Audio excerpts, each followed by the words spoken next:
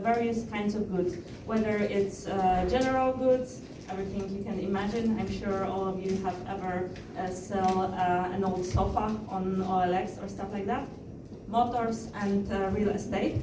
And we operate in different countries. Actually, just 5 minutes ago, I was updating the presentation because after the keynote, I realized that since I took this data from the company database, OLX acquired La Centrale, a motor selling company in France. So it's hard to stay up to date. But today I'm going to be talking mainly about real estate, because this is the part of the OLX where I work, so I have most expertise to speak about it. And we have 3 brands that operate as a unified product with a shared code base and shared strategy. And it's Autodom in Poland, ImoVirtual in Portugal, and Storia in Romania. And all of those brands are treated as separate entities in their own countries, but we give them some local adaptations, but behind the scene, it's mostly a similar thing. And we had existing mobile apps for those brands available for many, many years. And everything you would say it's fine. Once you have the app, you are done. But I have a surprise for you. And apps are like milk, and they can expire. And the fact that once you had a working application doesn't mean that your work is done. You just keep on adding new features, and yeah, it's perfect. We had some challenges. First of all, we suffered from outdated design. This is how the old Autodom application looked like. It was available in the market just a couple of months ago, so anyone could download it, and it looked exactly like this. I would say that 2016 code, and it wants its UI back. And apart from having the updated designs, because it was a native application, so we had a separate code base for Android and iOS. And we not only had a lot of technical debt that was causing that even smallest changes would take ages to implement and to be released, but also each such change had to be done twice, for Android and for iOS. So clearly it was not very convenient for us. And we realized that we will probably be facing a rewrite. So we were started considering different options. And we knew that multi-platform could be a way for us. And we evaluated three multi-platform frameworks that were available and already popular at that time. So first there is React Native, which is a multi-platform framework developed by Meta, where you use JavaScript or TypeScript. And it is using a bridge to connect with the native application, and also it doesn't have its own rendering engine. Instead, it relies on the native UI components. And React Native, I think, is quite popular for people that come from a web background, because it lets you reuse this expertise in the mobile world. So sometimes it's an obvious choice for people who have a lot of web developers. When they have to write something in mobile, they will say, yeah, just go with React Native because we already know a lot of the tech stack needed, but that wasn't our case. Then we also evaluated Kotlin multi-platform, which is a framework developed by JetBrains, and it focuses on sharing the business logic of the application. So you actually get to write it once, and you can reuse it for Android and iOS. But still, when it comes to UI, you will have to write the UI twice. And it shouldn't be a surprise for you, as you already saw the talk title, that eventually we chose Flutter. And Flutter is a framework that is created and backed by Google. It's open source, and it is compiled to native, making it possible to achieve performance of the application comparable to native ones. And it's really multi-platform, because apart from Android and iOS, it also allows you to create apps for desktop, meaning Windows, macOS, Linux, and also web. And also embedded, there's actually a saying that if something has a screen, you will probably be able to run Flutter on it. And of course, we didn't just jump onto it. Instead, first we did some proof of concepts and tests. When it comes to Flutter, I wanted to ask, is any one of you a Flutter developer? Yes, I should have asked in the beginning. Great, to see what is your background. So for those of you who don't know, Flutter doesn't rely on native UI components. Instead, it uses its own rendering engine to build the UI, and that means you are not tied to the native components. You can let your imagination loose and create something that is completely custom and will look the same on Android and iOS. That doesn't mean that everyone will do it, but there is always a possibility. But the good thing is that native looks aren't lost. So if you want to make tweaks in your application and make sure that there are some platform-specific thingies that make the user experience more native-like, it's still easily possible because there are provided built-in Material and Cupertino widgets. So, for example, when you want to give your pop-ups the native look, there's no problem with that. And you can still use that. And when it comes to frameworks, you cannot just evaluate the framework on its own, because a good framework is also as good as its ecosystem and the community. And for sure, Flutter here really shines. When it comes to publicly available packages, they are all centralized in pub.dev, which is an official package repository for Flutter.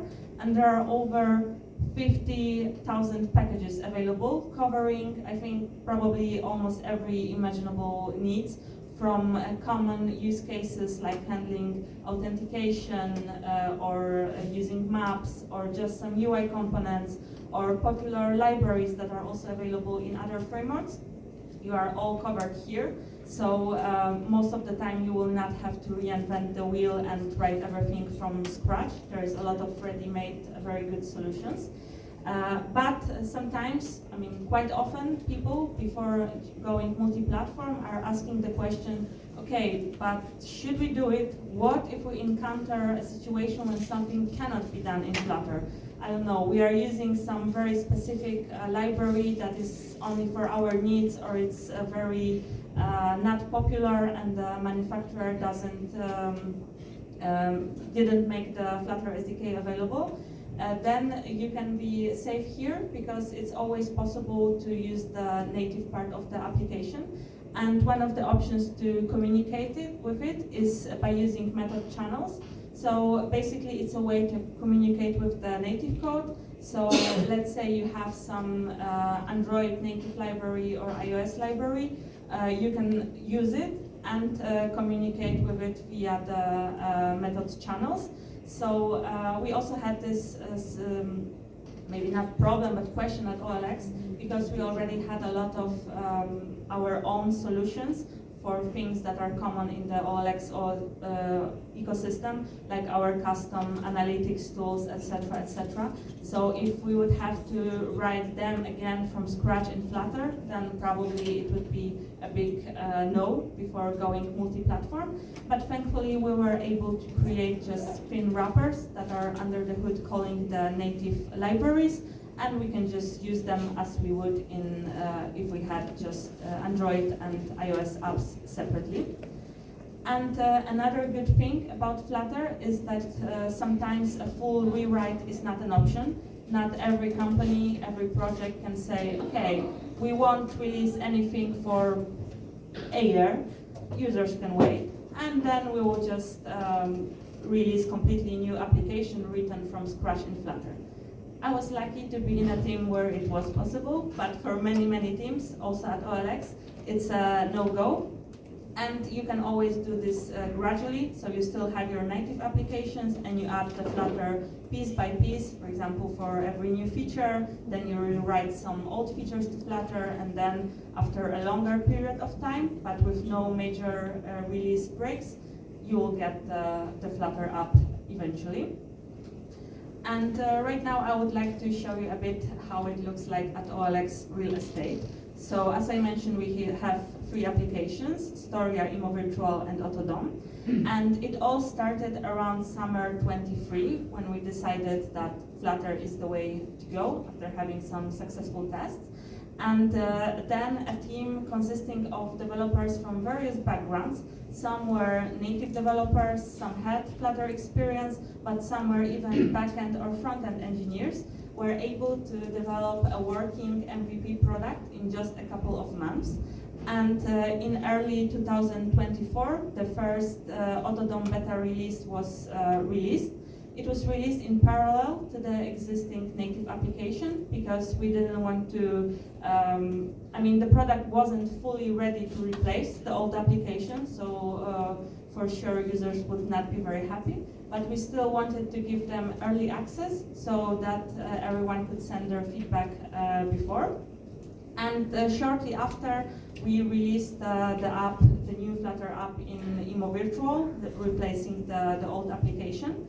And because we have many different markets, 3, we were able to do this gradually, starting with our smallest user base, and then moving on to Storia in Romania. And finally, this year, we did the replacement of the old applications in the stores to the new app. And this was not a super easy task because in Poland we had a few 100,000 users. So of course not all of them were happy when suddenly they couldn't use the app that they were used to. Even though it looked like 2016, people get attached, they don't like the changes that much. So even if we thought, yeah, the new UI is modern, we love it, not every user loved it, but I think they're already getting used to it.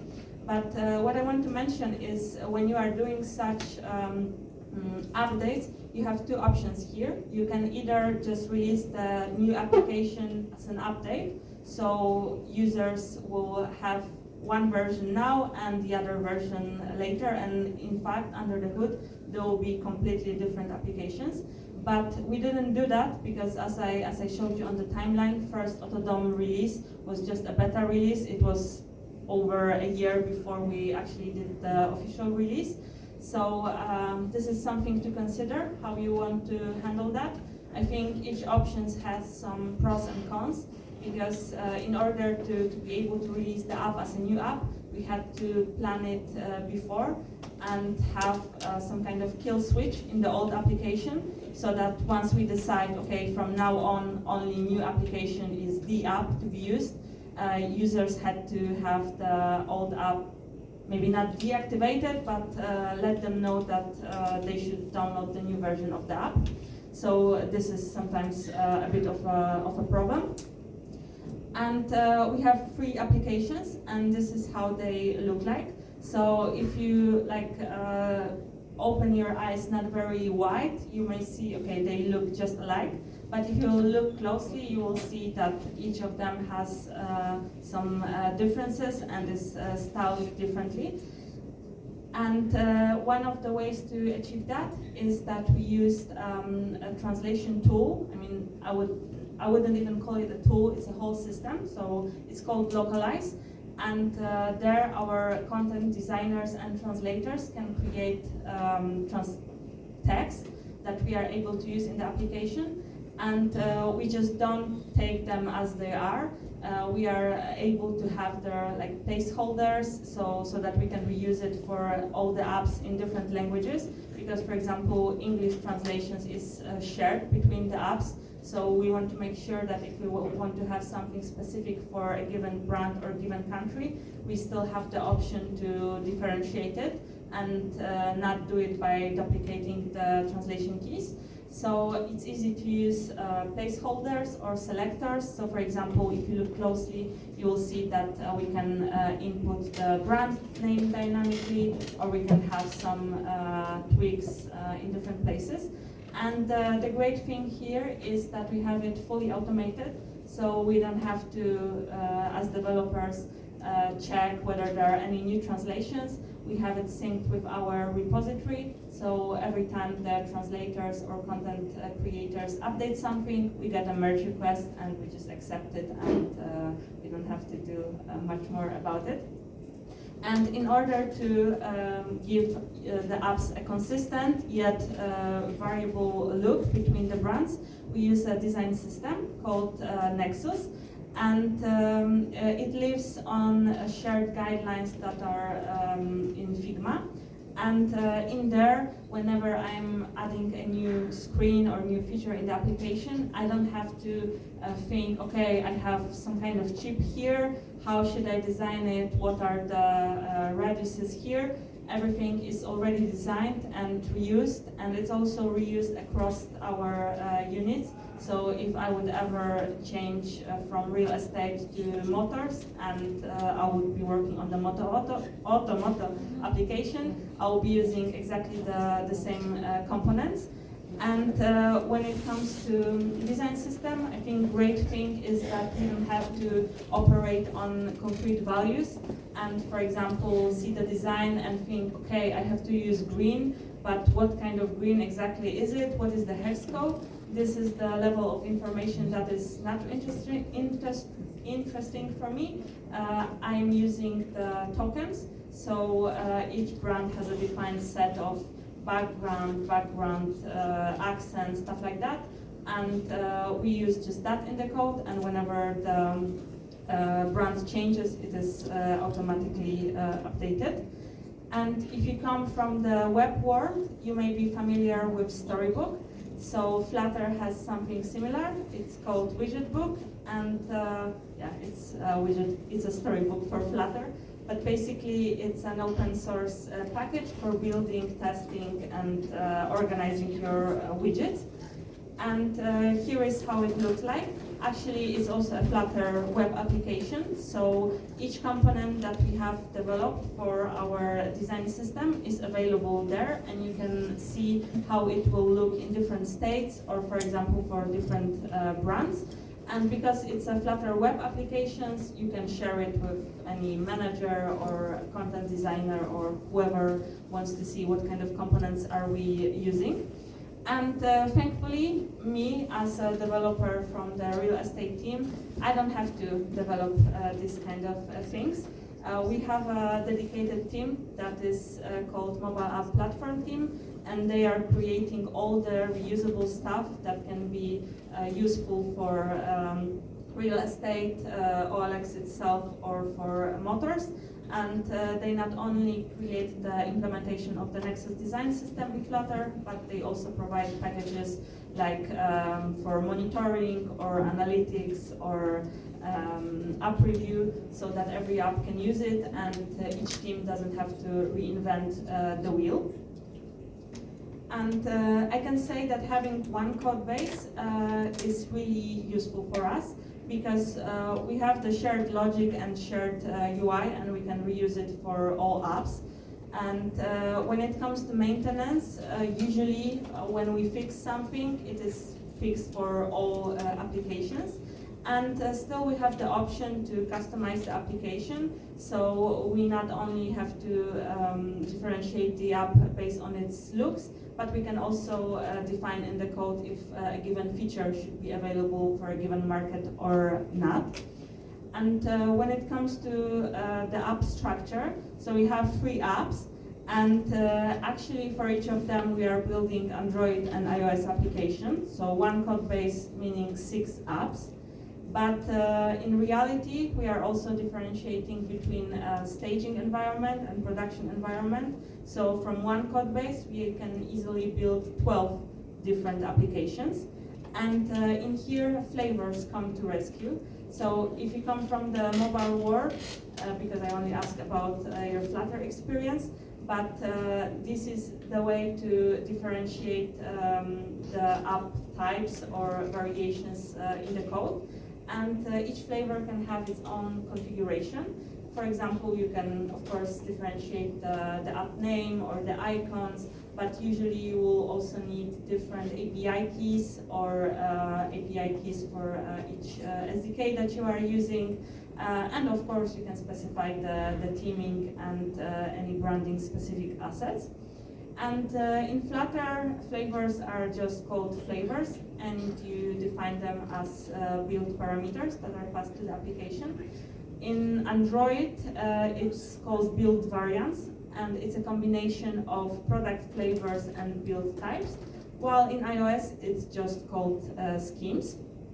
So this is our definition of the apps that we handle. It's slightly different because this is the main aspects that we define when working on the application. So we have 3 brands, and then for each brand we have 2 flavors, and then we build 2 platforms each. So again, we are able to handle 12 applications. And can you imagine handling all those apps manually? And I mean writing the code, testing, releasing, and making sure that everything is fine. I don't, and thankfully I don't have to do it by hand. And for us, automation is key, and we care very deeply about it. So first of all, before any code reaches our main branch, we have a lot of automated checks that will check your linting and unit tests to ensure that every new piece of code is living up to our standards. And also we calculate code coverage and verify if the translations are up to date. Because as I mentioned, translations are synced automatically, so we want to make sure that we are actually taking care of that and not ignoring the changes. Then when it comes to builds, we have twice a day internal builds that allows us to quickly check if the newly incorporated changes are not breaking the application and everything is working fine. And they are distributed via Firebase app distribution for Android, and on iOS we use TestFlight. And for end-to-end tests we are using Maestro, but I will tell you more in a second. And when it comes to production releases, thankfully we also don't have to do it by hand. And I remember from my past that there were times before CI/CD were so popular, or when the company was a full startup and everything had to be managed manually. And I can only tell you that usually humans are the weakest point of any system. So whenever you do something manually, eventually you will make a mistake, and automate if you can, and it's possible. So we don't have to build anything on our machines. We click a few buttons and the builds automatically land on Google Play Store and App Store. And also we used Fastlane to manage iOS signing certificates, because I also remember when I started with Flutter that for me, coming from the Android background, having to work with iOS and sharing some distribution certificate on a pen drive or via Skype or something like that was still a thing back in the days. And also recently we added some new automations to our system. So we have a missing translations check, because we get the translations from translators, and for us to start working on a feature, all we need is a key and probably an English translation, and all the other things can come to us a few days later. But if we are working on a last-minute feature, sometimes this may happen, then we want to check before releasing the app to the users if we actually did receive all the translations that we need, or do we have to ping someone to, make it a bit faster. Also, we created a workflow for building previous versions, because the bad thing about mobile compared to, for example, backend or web, there is no easy way to do a rollback.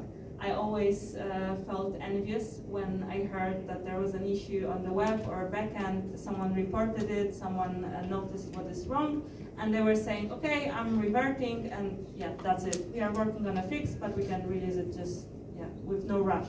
And for mobile, it's much more difficult.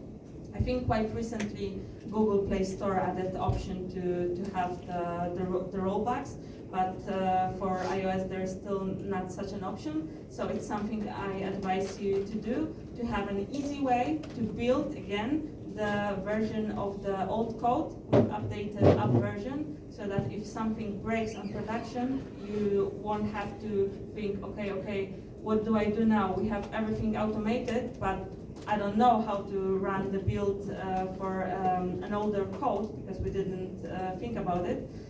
So it's good to have it. If you don't do it, then probably you will think about it after an incident happens. And also we have an AI release note generator, but it's not the release notes that you read on the App Store. No, this is someone else is writing them. But it's useful for us and our stakeholders. So based on the Git changelog, we can quickly generate what exactly has changed in a given build, so that when someone is testing, they can check if a given feature should be working or it's not implemented in this version yet.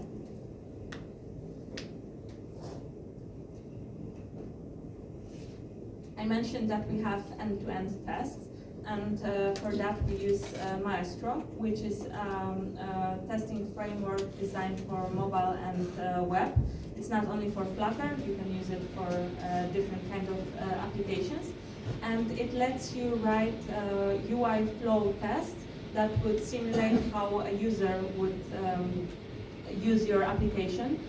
So, for example, you define what element to tap on, where to navigate, and then you can do some assessments if something happened on the screen, something is visible, an element changed its value, and stuff like that. And this lets you make sure that your application is still working. So we write those tests and we run them twice a day on our staging environment. And there already was a situation where the tests failed, and we checked, and actually it turned out that the backend team was doing something. They released something on staging, and it broke one of our flows. So if we didn't have the end-to-end test, it would probably take us much longer to notice.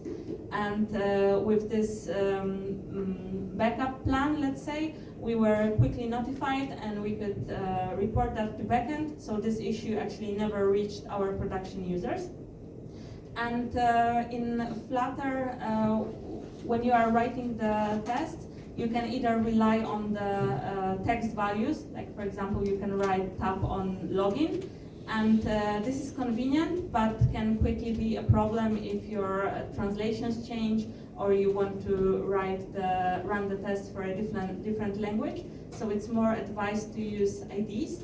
And in Flutter, Maestro doesn't use keys, as you may expect, but instead it uses semantics identifiers. So this is what we are using to identify the elements that the test should tap on. And as of testing, end-to-end tests are very important, but they are at the top of the testing pyramid. They are most slow to write, to execute. They are also mostly prone to be flaky or react to glitches. So you should have them, but mostly your focus should be on lower level of tests. And this is what we also do. So we write a lot of unit and widget tests. So for those of you who are not familiar with Flutter, in Flutter, widget tests are the kind of unit tests, but for widgets, the UI elements. So you are able to test them in isolation. It's quick because it doesn't actually render the elements. It only uses the code. So they are quite fast. And this is mostly what we rely on.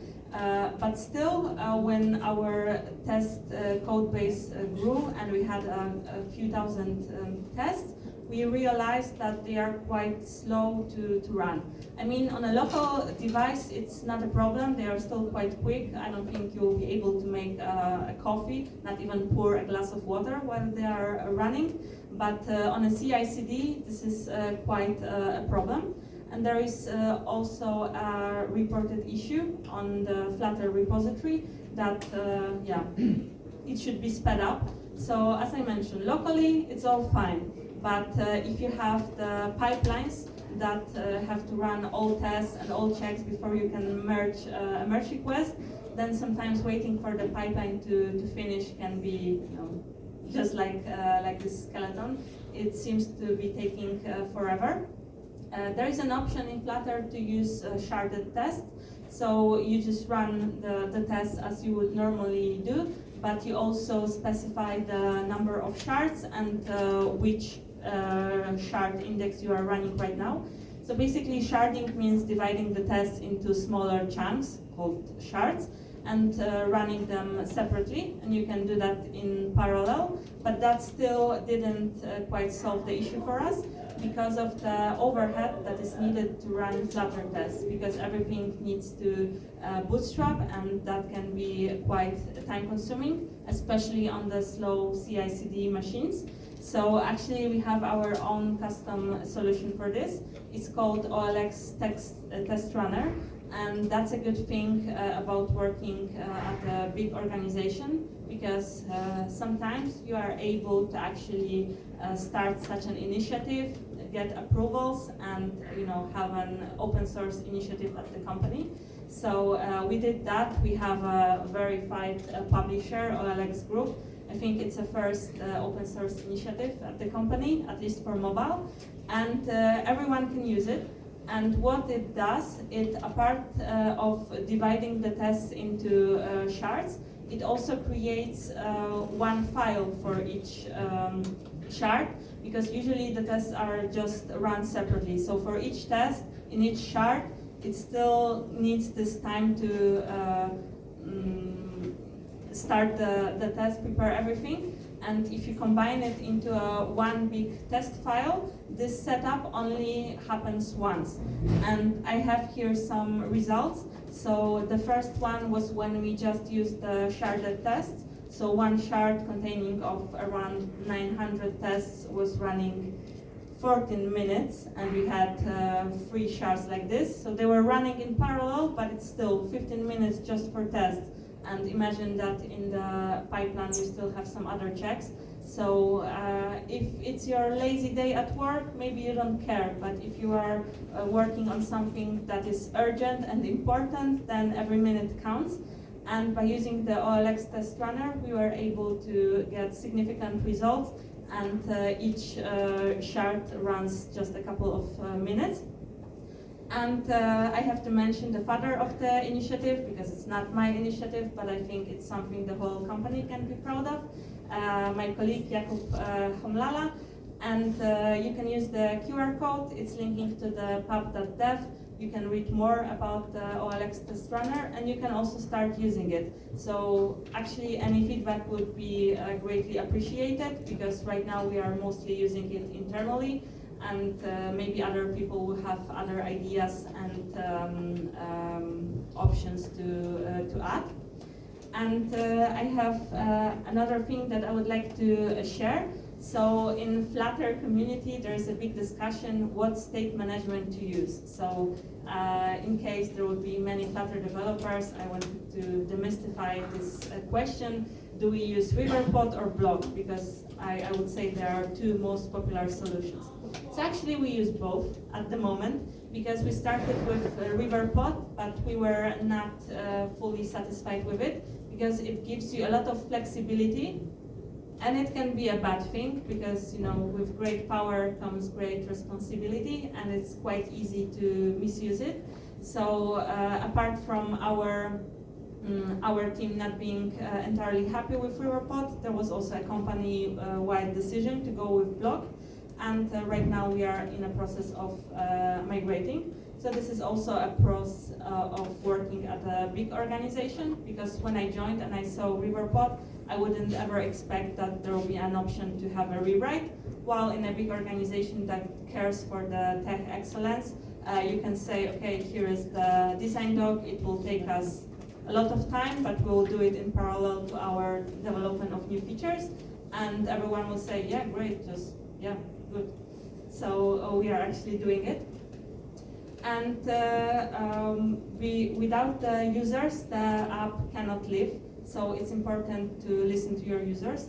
And we use a tool called Shakebacks that allows us to gather feedback from our users. It's available as a button in the settings, and anyone can click it and write something to us. So don't misuse it, because we read everything, and if you write something bad, everyone will know about it.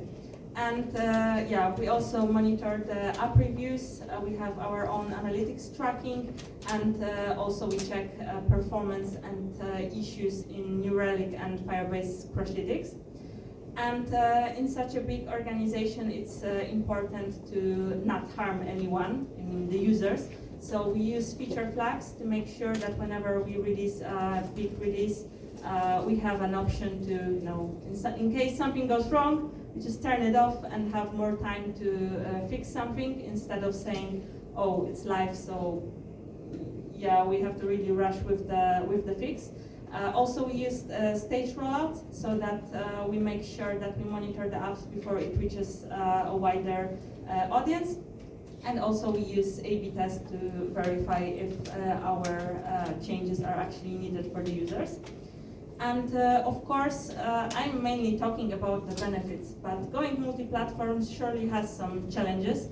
And for me, the most difficult one is you have to be a jack of all trades, because you have to be an expert in Flutter, of course, but also in Android, in iOS. You have to know Google Play Store, you have to know App Store, and there are so many changes, new iOS versions, new Google requirements to handle 60 kilobytes memory pages. You have to take care of all of that, and no one will want to listen to you saying, hey, but I was only an Android dev before. Now you have to know it all.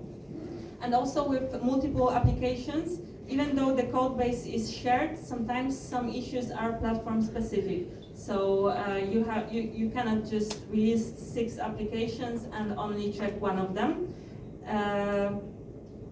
Instead, you always have to check all of them. Sometimes some issues are platform specific. Maybe the backend team changed something only for one country because they had a new requirement there. So yeah, you have to be alert and keep the hand on the pulse.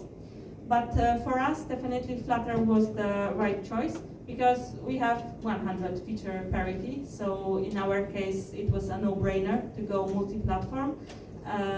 Then we are able to have 99%, I would say, code reuse because of that, especially if we consider that most of the native code is handled by another team who is providing us libraries that we can conveniently use.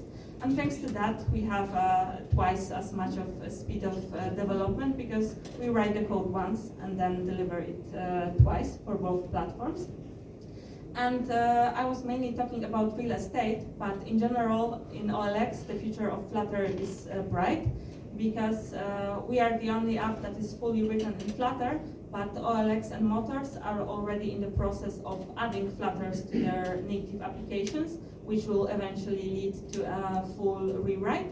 And our platform team is still helping all the teams and developing the shared solutions. And one more thing that I would like to share is it's important to keep the Flutter fire burning in the company. And I think it's useful for any kind of technology, and maybe you can use it at your own workplace. So what we do is we have regular knowledge sharing sessions during Flutter Weekly or Flutter Things that we have in our smaller team. Then there is something that actually I am organizing. So do you ever go to a conference and then you are thinking, oh, I will watch the talks at home, I will have a lot of time, and then you never do, because you just cannot say, okay, now I'm watching. So this is what I'm doing. I'm organizing watching sessions, and we are selecting a talk from a conference that we want to watch. We watch it online on Zoom, and then everyone can discuss about it, and this lets you really reuse the opportunities that are at the conferences later at home or at work. And also we make sure to have some external trainings, and our developers go to conferences like DevFest or even the bigger ones. And actually, that's it. Thanks a lot for your attention. If you have any questions, you can ask it now or approach me during the conference. And here are the slides if you want to check something later.